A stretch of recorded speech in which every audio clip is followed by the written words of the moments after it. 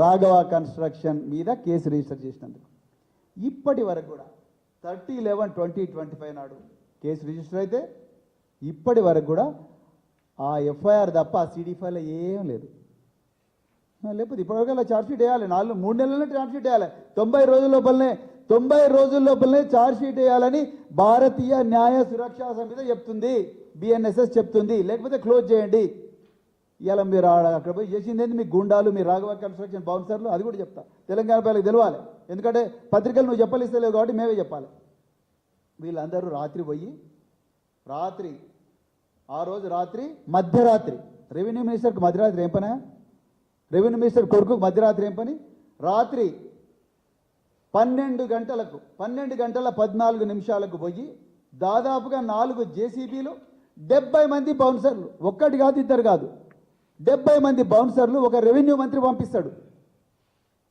మీరు రెవెన్యూ మంత్రి ఎట్లయినో నాకైతే అర్థమైతే లేదు. రెవెన్యూ మంత్రి కొడుకు పొంగులేటి హర్షారెడ్డి వీళ్ళందరూ 70 మంది బౌన్సర్లను పంపించి వాళ్ళందరూ కూడా మాస్కులు వేసుకొని 4 జేసీబీలు పట్టుకొని వాళ్ళు పోయి అక్కడున్న ఒక గోశాలను మొత్తం కూడా ధ్వంసం చేస్తారు. దాని తర్వాత వాళ్ళు కాళ్ళేళ్ళ పడ్డ కూడా వాళ్ళను తన్నుకుంటూ పోయి అక్కడి నుంచి సెక్యూరిటీ గార్డు టెంటును కూలగొడతారు. దాని తర్వాత అక్కడ ఎలక్ట్రిక్ ఫ్యాన్లని కూడా ధ్వంసం చేస్తారు. ఆ గోశాలను ధ్వంసం చేస్తారు. పాపం ఆ పశువులు ఏం చేసినాయ్యా? ఆ వెలుగుమట్ల ఆ పేద ప్రజలను అట్లనే చేసి ఆ ముసలాం అయితే అడుక్కుంటుంది, అయ్యా మొన్ననే కట్టుకున్న బాబు ఇల్లు, ఒక్కసారి గోడను పట్టుకొని నాయన అంటే కూడా నీ మనసు కరగలేదు. వాళ్ళను నువ్వు పెయిడ్ బ్యాచ్ అన్నావు, ఆ పేద ప్రజలను పెయిడ్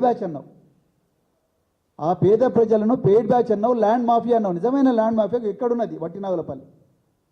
నువ్వేం చేసినావు? ఆ బౌన్సర్లను తీసుకొని పోయి ఆ సెక్యూరిటీ గార్డు టెంటు గులగొట్టి ఎలక్ట్రిక్ ఫ్యాన్లను కూడా ధ్వంసం చేసి అక్కడి నుంచి వీళ్ళందరూ పోయి ఎవరు బాబు మిమ్మల్ని పంపించిందంటే అప్పుడు ఆ బౌన్సర్లను చెప్తారు మమ్మల్ని రాఘవ పంపించిండు అని చెప్తారు.